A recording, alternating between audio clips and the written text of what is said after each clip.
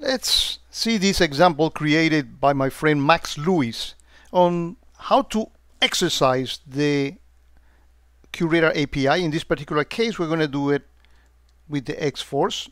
All this that you will see here is completely free, and you see that it will barely impact the performance of your system. So you've seen many cases in which via an API call or via stick and taxi, IBM components and third-party solutions that you find in the App Exchange feed reference sets in QRadar, like fishme.com and Domain Tools and many others.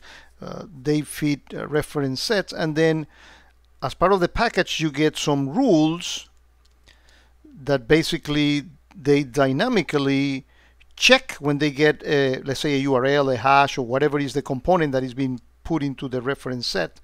They dynamically check to see whether that component is in this feed, and if that is the case, then an offense fires. But there is another example that I think is very interesting. Let's say that you create a reference set with a time to live of 1 week or maybe a few days. And the reason why I specify the short time to live is that you'll see that this reference set will get filled up, or not fill up, but it will grow big very quickly.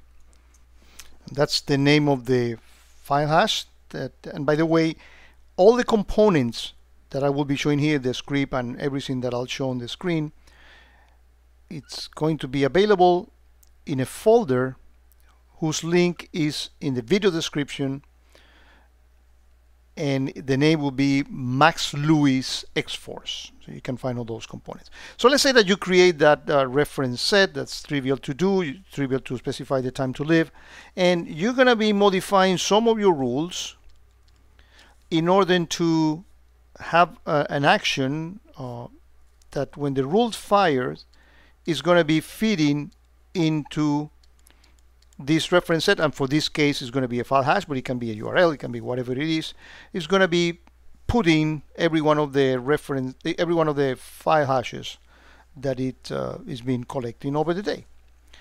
And at the end of the day, what you want to do is to manually run a script, we'll do it in here, that is going to be taking every one of those hashes and be consulting with the X-Force and see whether there is a hit on it, on the entire X-Force.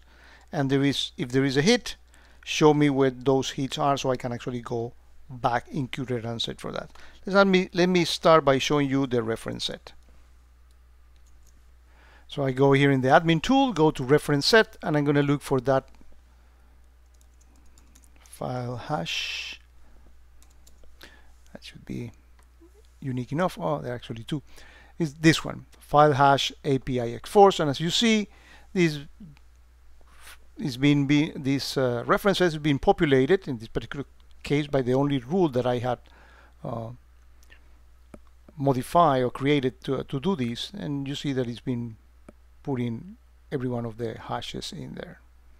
Let's actually go to that rule. Allow me to show off a bit.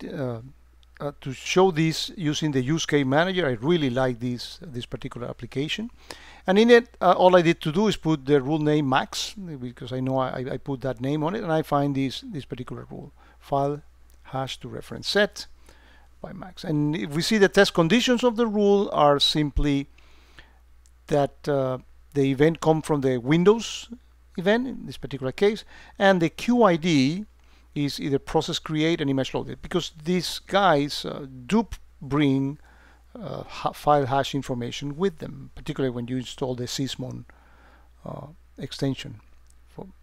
And now we can see here that in the responses we had add to reference set, precisely that one. If you're not familiar with this great use case, this great application, the use case manager, let me show it to you in the traditional way, just to be complete. And you see those two test conditions in there, and you see the action add to reference set, right? Very simply. Here is the script that we run, covering the API keys for my Xforce Exchange and the security token. That's all you need to put in there. It's trivial. You save the file and it's ready to be invoked from any computer. It doesn't even have to be on the same host where QRadar is. No, you can run it from whatever machine you want to produce this report. It can be from your desktop, your desktop machine. So here's the logic of it, and there's called some Python script. That all of those are being provided in that folder I mentioned before. So you need to unzip that file that has all the components. That Python script, the detect.sh is the one that we run. One important consideration is that you need to allow it to be executable. So I actually put everything that was expanded with the +X to give the execution. And here's where we invoke the actual script, again from any machine, and we see the results of the actual run. That was a quick one, and as you see, it gives you that summary that we saw in the code of the shell script. And here there is a hash. Okay, so we can actually grab this hash and say, okay, who is the culprit? Who actually did this? Well, all you need to do is go to your log activity tab and perform a search.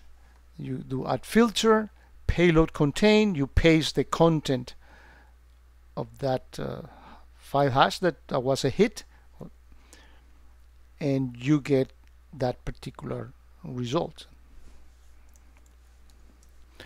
I hope you find this an interesting use case that you may want to use, or an example of how to exercise the API to call into QRadar and to call the Xforce or any other threat intelligence or third-party provider that you may have, and you can build your own use cases, but you can follow what Max did, and that should make your job a little easier.